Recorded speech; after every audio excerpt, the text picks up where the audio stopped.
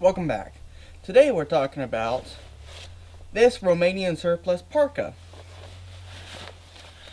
Now it's winter time, so jacket review. Of course, here in Texas, as you can see, it is currently nice and sunny, but it is still about in the 60s or so. So with the breeze here inside the shade, it's a little cool, but not quite warm enough for this. But I did buy this jacket for here at the ranch during the winter time, walking to and from the blind. Get off me, little moth. As I mentioned, this is a surplus Romanian Parka. I'll move this out of the way. And you've seen it in a couple of my videos. I've been using it in my shooting and B-roll footage. Because this thing not only looks cool, but man, this thing is comfy as well. And it is just the right temperature if you're going to be walking around. Now, of course, if you're going to be in snow, you might want to have some underlayers with this. But it fits well. It's got some cool features. Nothing too crazy. But, let's get into it. So, first of all, I bought this from a surplus website. Actually, I think I got this specific one from Sportsman's Guide. Yeah, it was Sportsman's Guide. There was another website I was wanting to buy this with some other Romanian gear because they had some other stuff there, but this just wasn't. The website wasn't taking my card information, all that stuff. They're based out of Romania, bank conflicts, all that kind of stuff. But anyway, so you do have a very generous cuff on each side that you tighten up with the Velcro, and you can get that pretty much as tight as you want. So if you have big puffy gloves, you can put your big puffy gloves on and get your sleeve over those gloves. You do have a good number of pockets. You have this bottom pocket here, which has a zipper, and it's not a big pocket. You can probably put most smaller phones, pack of cigarettes, box of ammo, that kind of stuff. But it does zip tight and does fold completely over with Velcro, so that is fairly water resistant. And you have Velcro strip up top here too, patches and whatnot. And then you have the same thing on the other side, and it's the same size. Now you do have two big pockets here on the side. These do not zip or anything like that. They're just open, but they are fabric all the way inside, and thin layer of insulation on the top side. Most of the insulation is on the inside of the jacket, which we'll see in a second. You do have a Velcroed storm flap that goes all the way down, so that will stop quite a bit of wind and moisture sneaking in. Now this is rated as being water resistant, not waterproof.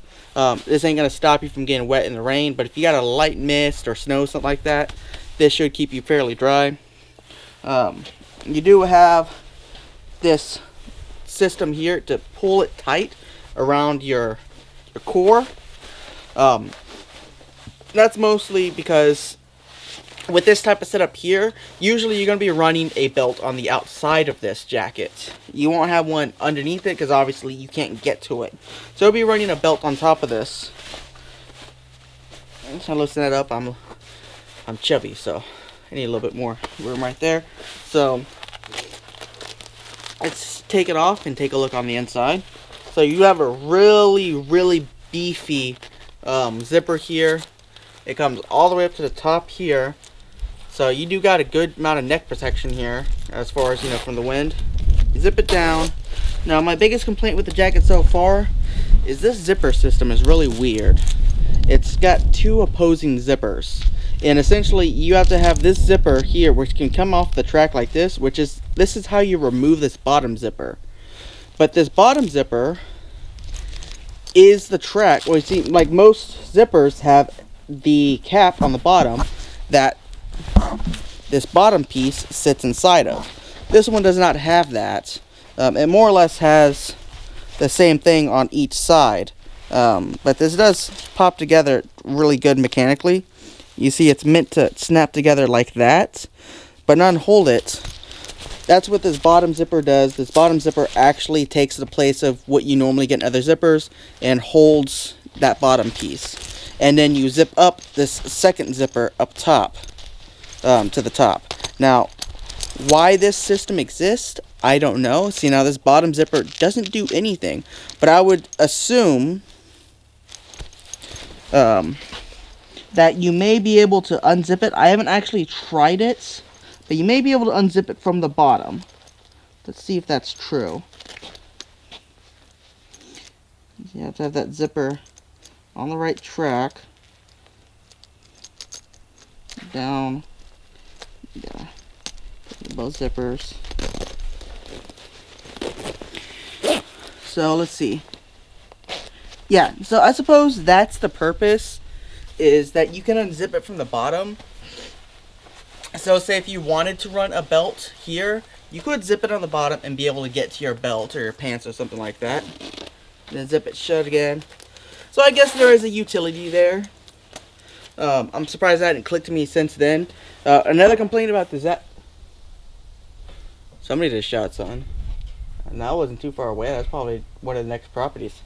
One of my next problems, and I might actually get this fixed professionally, is you have no inside pockets at all, which is a bummer.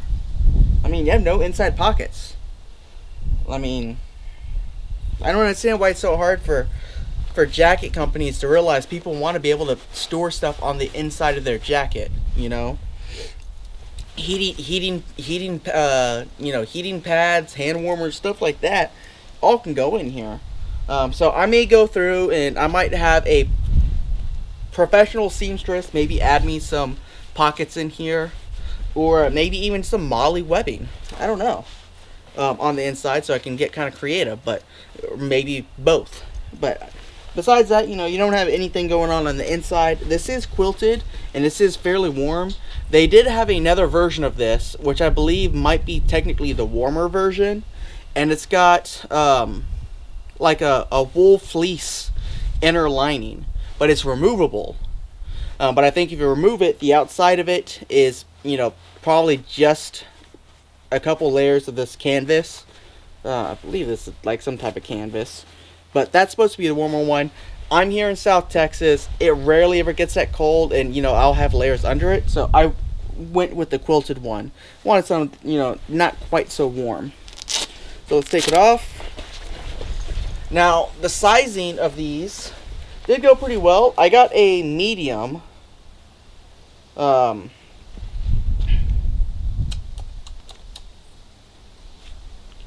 I don't know what their sizing system in Romania is, but it says 46.2. I'm not sure what the deal with that is.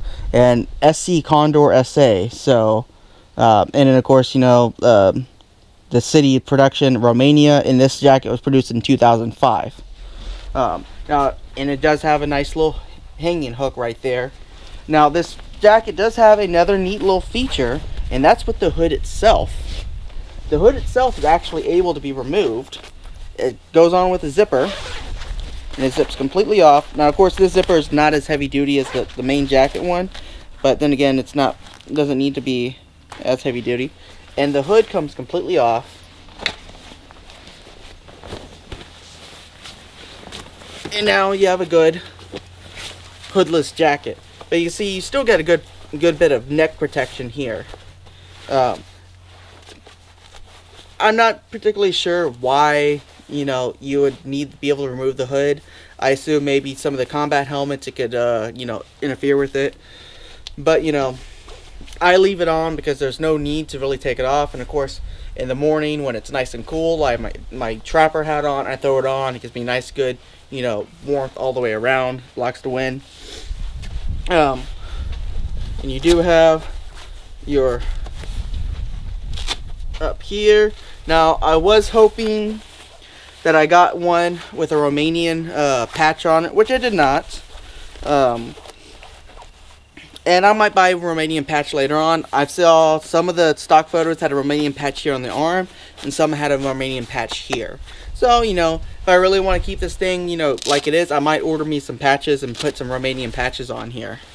But this kind of goes towards my, I guess my Romanian collection, because at the moment, I have the most Romanian rifles in my collection as for a single country.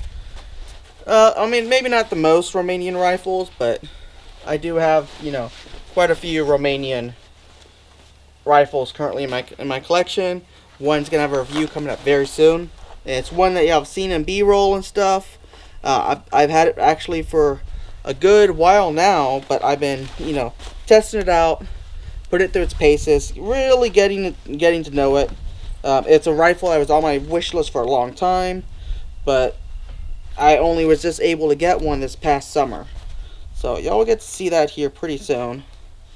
The zipper's a little hanky here. Pull this back out here.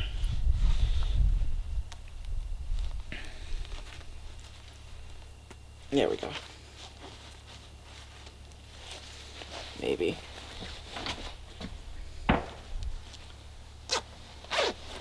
Another shot. I don't know. I'm kind of excited about today. It's been raining the past couple days here, so the mud wallow by my blind is nice and full. I haven't seen any activity in it yet, but I'm crossing my fingers that I might see something while I'm here. And I don't know how long I'm gonna be here. I'm gonna stay. But you see, it's very, very nice. You got the quilting on the inside of your hood, so your hood's nice. Your head's nice and warm. Nothing going on the back.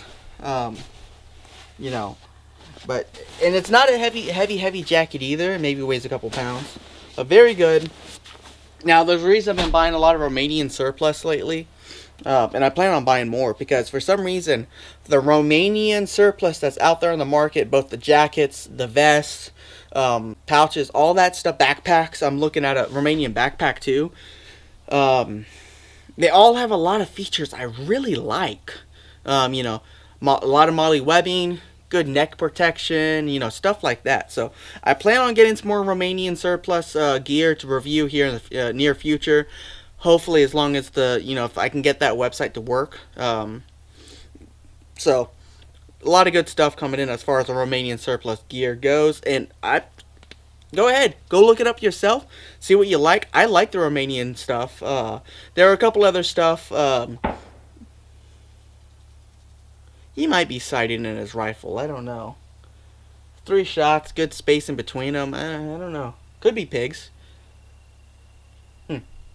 Anyways, there's some other surplus stuff I am going to be showing here in the next couple, days or weeks or so. I'm out here at the ranch. I'm doing more gear reviews this time around out here than I normally do. Normally I concentrate on guns. I am going to be doing one gun review. But I'm mostly going to be concentrating on gear reviews. So, I got one more to film today. But, like I said, the Romanian jacket, the Parka, definitely love it. They're about 59 to 60 bucks. But remember, it's surplus, so it's not going to be around forever. It's not like a company's producing these brand new, and you can order them whatever you want. It's surplus. Surplus is subject to running out. And also pricing increases based on the state of the world, you have to understand, a lot of surplus stuff has gone up a lot just since the Ukrainian war started. I kicked myself in the ass because, about 6 months ago, there were Polish DPM 28 kits floating around for under 600 bucks. And I really wanted to buy one, but instead I bought my PPS 41, my PPSH 41 kit, which was about the same price.